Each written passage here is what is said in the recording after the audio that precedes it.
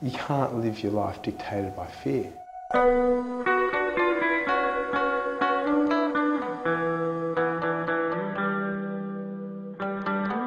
There's more to life than 9 to 5.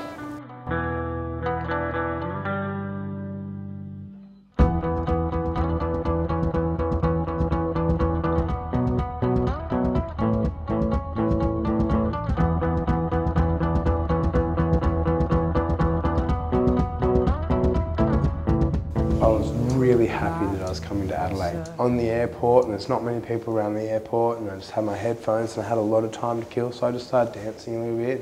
And then later on, just before my flight's being boarded, this man comes up to me and says, "Excuse me, sir, some of the passengers are a bit concerned that you've been using illicit drugs. You could endanger their safety." And they were thinking about not letting me on the plane.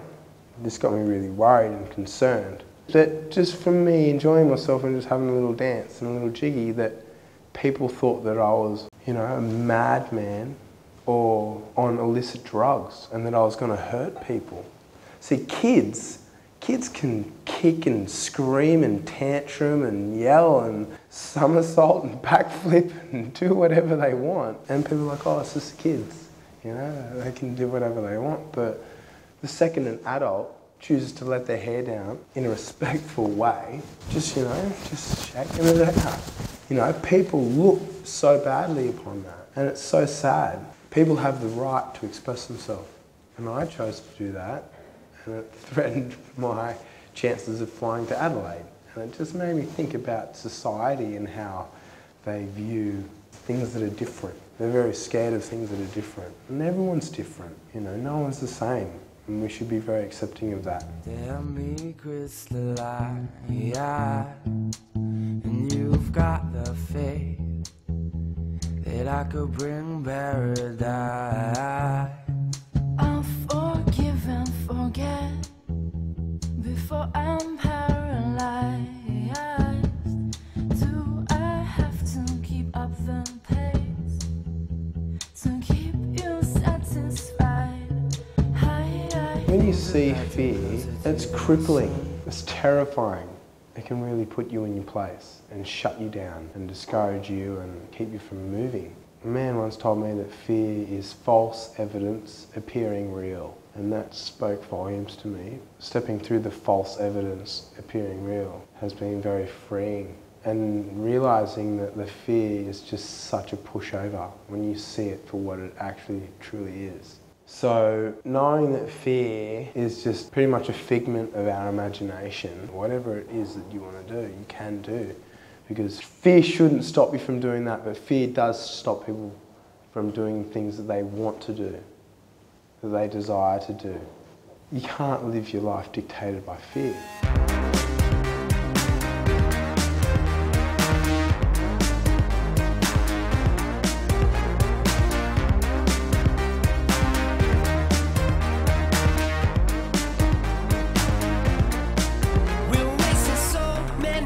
That we depend on getting by another lie on every other thing that dies, and as his voice beckons out I hear the end.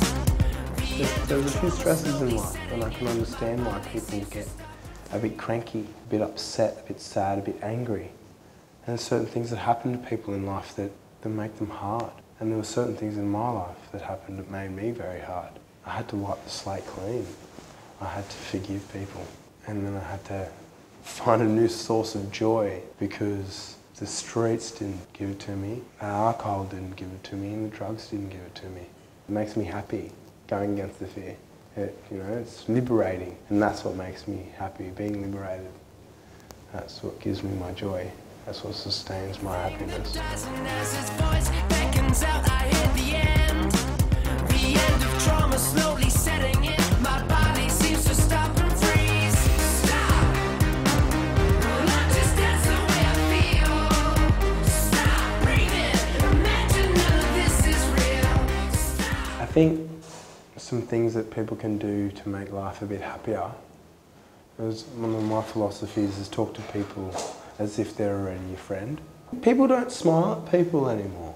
Everyone walks through the streets with their head down. It's okay to look at people, not necessarily stare, but just acknowledge people. Just acknowledging them, saying, oh, hello, or excuse me, or giving them a nod, or giving them a smile, or, you know, like it's just common courtesy. Common courtesy is just going down the toilet. And it's such a terrible thing, and we really need to fight to hold on to that true blue culture that, you know, our parents and our grandparents sustained so many years ago.